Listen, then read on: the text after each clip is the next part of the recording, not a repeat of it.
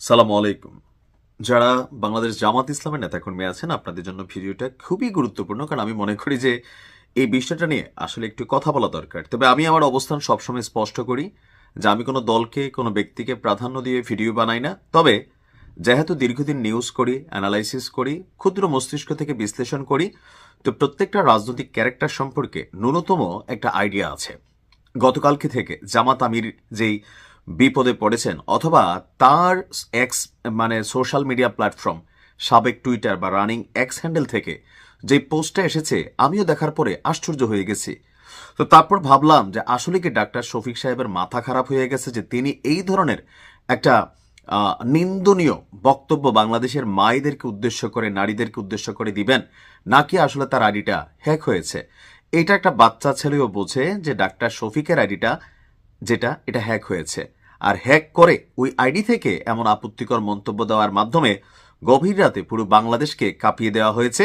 যে কর্মজীবী নারীদেরকে, যারা বাংলাদেশের শ্রমজীবী নারীরা আছেন, মায়েরা আছেন, বোনেরা আছেন, তাদেরকে ডটডরের সাথে তুলনা করে একটা এক্স হ্যান্ডেল থেকে পোস্ট দেওয়া হয়েছে।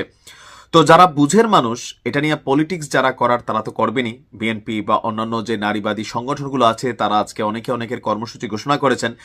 কিন্তু আমি মনে করি যারা সামান্য বুদ্ধিমান মানুষ, তারা বুঝতে পারেন যে ডাক্তার শফিক সাহেবের মাথার তার তোর ছিঁড়া না গেলে এই মুহূর্তে আইসা তিনি নারীদেরকে নিয়ে এমন মন্তব্য করবেন, এটা কোনো পাগলও বিশ্বাস করবে না। তো চলুন দেখি মূল ঘটনাটা কি, ভিডিওটা শেয়ার করবেন।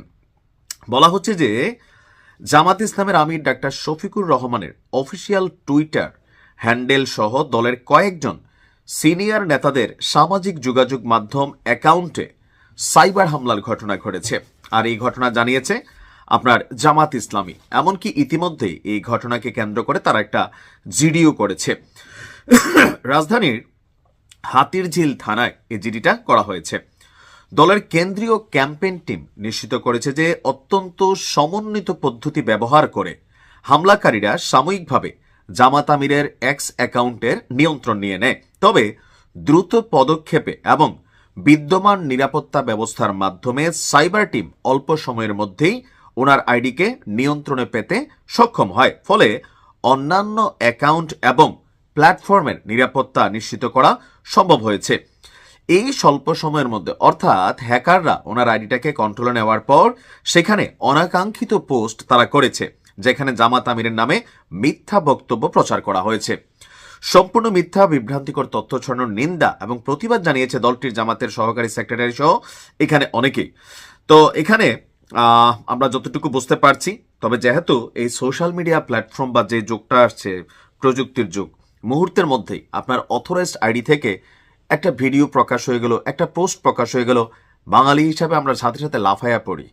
আসলে একটু তো বোঝা উচিত যে ধরেন আমার এই দীর্ঘদিন যাবৎ ফেসবুকে দেখছেন, এখন একদিন আমার অ্যাকাউন্ট থেকে হঠাৎ করে একজনকে, বা আমি আমার এই গত 5 থেকে 6 বছরের ক্ষুদ্র রাজনৈতিক বিশ্লেষক জীবনে কোনো দলকে বা কোনো প্রধান ব্যক্তিকে অশ্রদ্ধা করে বা ছোট করে কটু করে কোনো কথা বলি না, রাষ্ট্রবিরোধী, ধর্মবিরোধী বা এই ধরনের কোনো মন্তব্য কিন্তু আমি কখনো করি না।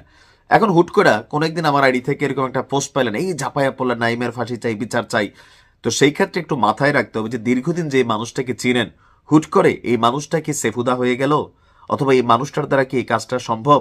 জামাত আমিরে আমরা রাজনৈতিকভাবে অপছন্দ করতেই পারি পলিটিক্যাল পয়েন্ট অফ ভিউতে, কিন্তু হুট করে এমন একটা মন্তব্য, যেখানে আমাদের মায়েদেরকে, বোনদেরকে, নারীদেরকে কেন্দ্র করে এমন একটা আপত্তিকর মন্তব্য করা হয়েছে।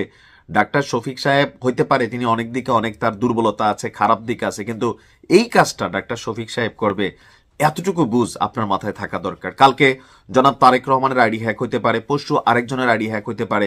সো একটু কনসার্ন করতে হবে, তারপরে হয়তো এগুলো নিয়ে রিয়েকশন দেওয়া উচিত। ভালো থাকবেন। আসসালামু আলাইকুম।